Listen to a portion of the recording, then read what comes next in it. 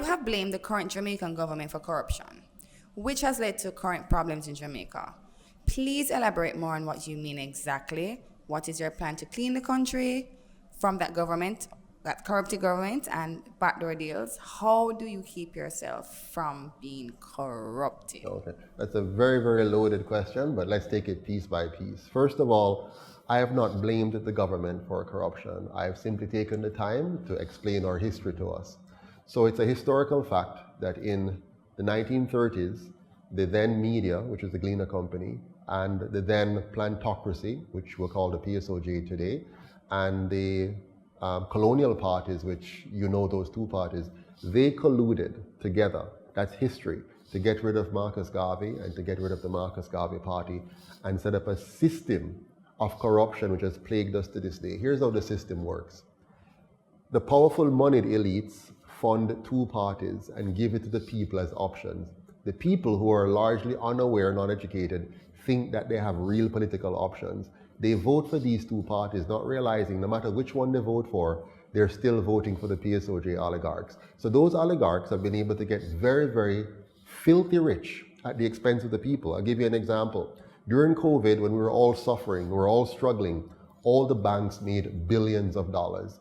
Major cruise ships could come in and do their business. The big companies could open, but the small man, the small people, they were shut down. That is a micro description of what has been happening for years in Jamaica. So I'm not blaming them. What I'm doing is helping the Jamaican people to become aware, to become informed, and to become empowered.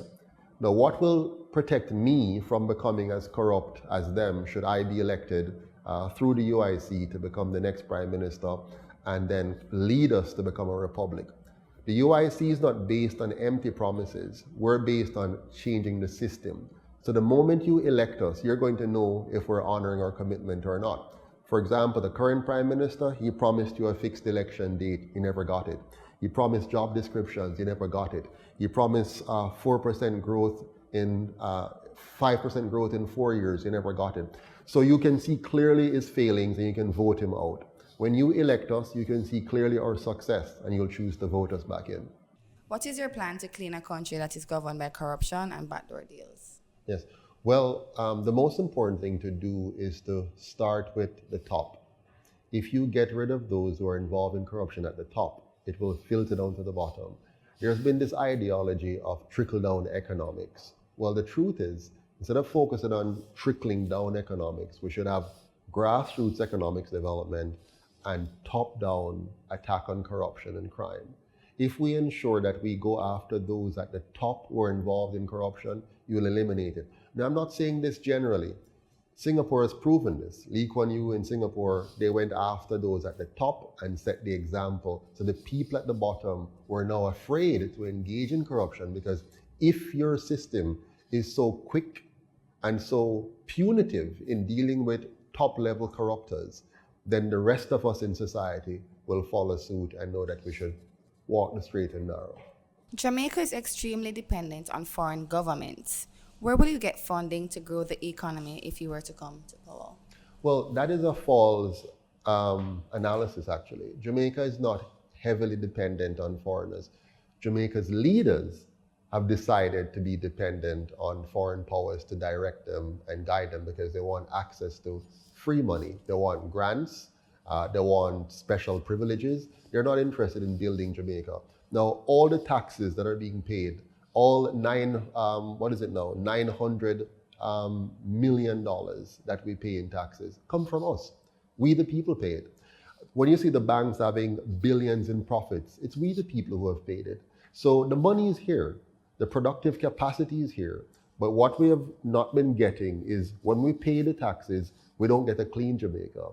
We don't get a safe Jamaica. We don't get an orderly Jamaica. We don't get a police service that is well paid and well managed.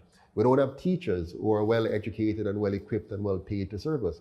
We don't have a healthcare system that serves. So the money is coming, but somehow when it goes into the hands of our politicians, it just disappears and we don't see it in our daily lives. You don't see sidewalks that are designed for the handicapped and the seniors to walk comfortably.